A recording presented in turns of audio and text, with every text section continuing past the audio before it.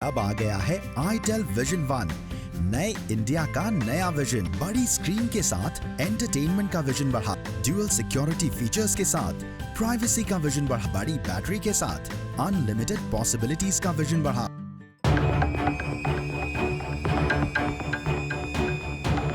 घूंघट ओढ़कर भाषण दे रही इस महिला का नाम है पिंकी चौधरी।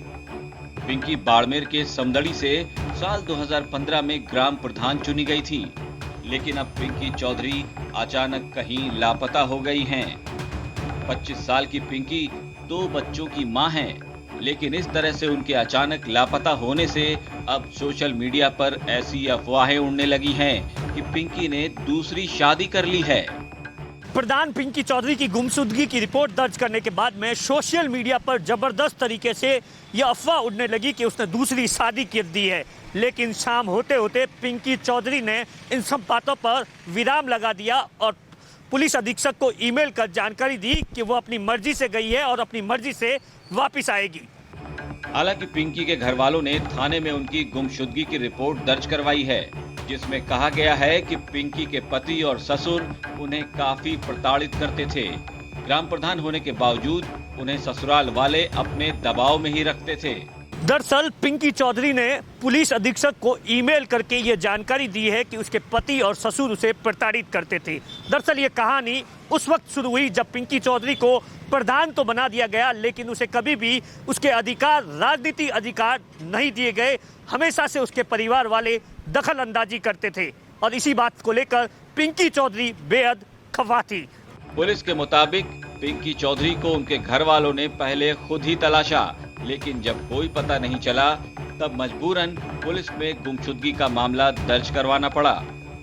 सोशल मीडिया पर जो भी चीज़ शादी की चल रही है उसमें मेल में उसका कोई विवरण लिखा हुआ नहीं है और स्पष्ट लिखा हुआ है कि मैं एकांत में हूँ और अपनी इच्छा से आई हूँ और स्वयं ही मैं वहाँ वापस आ जाऊँगी जब मेरा मन होगा। जब तक ये तथ्यों की जांच नहीं हो जाए कि वो परिवार देने वाली खुद ही हैं या उनके बयान नहीं हो जाएं, तब तक ये भरोसा नहीं किया जा सकता कि कहीं और कोई उनके नाम से मेल कर दे और उस पर उसकी जांच या उनके खिलाफ कोई आरोप सिद्ध हो जाए। इस तरह से नहीं होता है। इसकी जांच गहराई से करेंगे और उनके पति से भी और ससुर से भी इस बारे में पुलिस पूछताछ करेगी कि उनकी क्या जानकारी है और ये तथ्य क्यों आए हैं आगे और कोई ऐसा मुद्दा था क्या परिवार का जिससे कि किसी तरह का कोई विवाद रहा हो।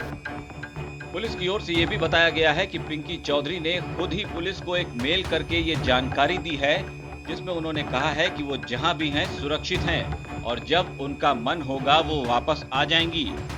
लेकिन इस तरह अचानक महिला ग्राम प्रधान के गायब होने के बाद अब पूरे इलाके में उनके ससुराल वालों की भी खूब फजीहत हो रही है। पूरे जिले में अब हर ओर पिंकी के गायब होने की ही चर्चा है। राजस्थान तक के लिए बाड़मेर से दिनेश बोहरा की रिपोर्ट।